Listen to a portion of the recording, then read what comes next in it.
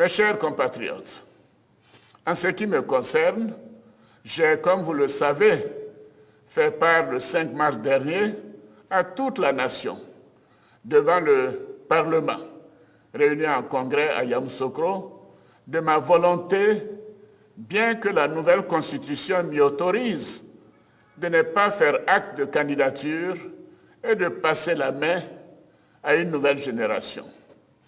Depuis cette décision, j'avais commencé à organiser mon départ, à prendre toutes les dispositions au plan personnel et au plan politique.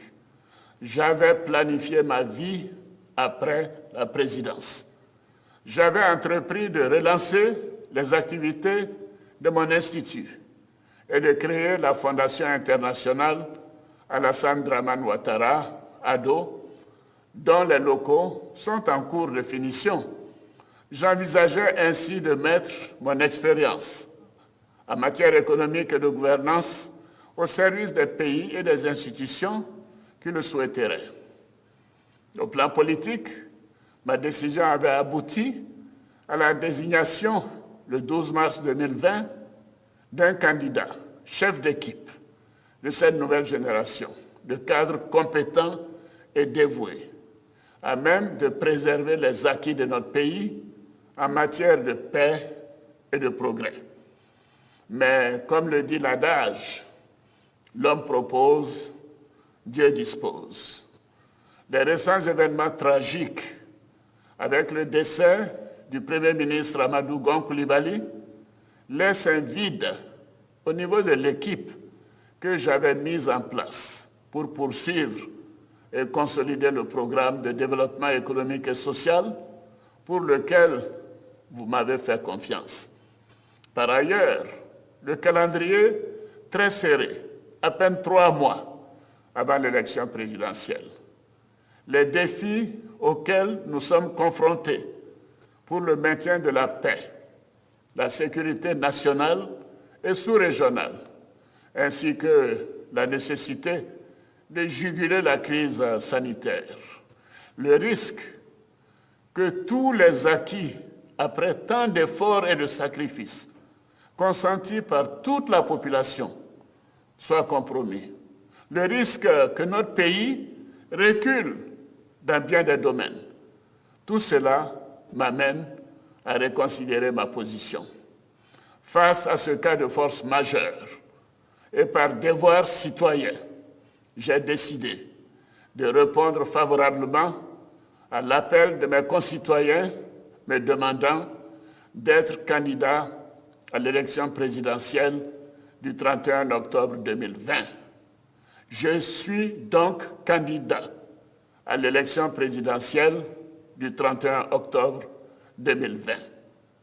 Je peux vous assurer que cette décision mûrement réfléchie est un devoir que j'accepte dans l'intérêt supérieur de la nation, afin de continuer de mettre sans relâche mon expérience au service de notre pays.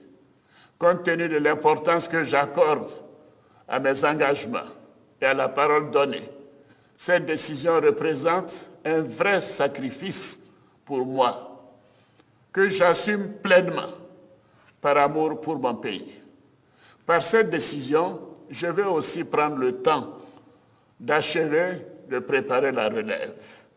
J'entends également renforcer les actions de rassemblement et de réconciliation de tous nos compatriotes. Mes chers compatriotes, chers amis de la Côte d'Ivoire, pour terminer, je voudrais indiquer qu'en dépit du contexte très particulier, la commémoration du 60e anniversaire de l'indépendance de la Côte d'Ivoire reste un moment fort pour notre pays. 60 ans, c'est l'âge de la sagesse et de l'accomplissement. En 60 ans, notre pays a fait du chemin. Certes, comme dans toute vie, il y a eu des hauts et des bas. Mais nous pouvons être fiers du chemin parcouru et confiants quant à l'avenir. j'ai la conviction que par l'engagement et le travail de toutes les forces vives de la nation, dans l'union et la paix, nous parviendrons à bâtir pour nous-mêmes et pour nos enfants une Côte d'Ivoire meilleure. J'ai foi en chacun de nos concitoyens. Notre amour pour la Côte d'Ivoire, notre beau pays. J'ai la certitude que nous trouverons au fond de nous-mêmes de fortes raisons de préserver à tout prix la paix et la stabilité de notre pays. C'est pour moi à la fois une espérance et une très forte conviction. Bonne fête de l'indépendance à toutes et à tous. Vive la République, vive la Côte d'Ivoire, que Dieu bénisse notre beau pays.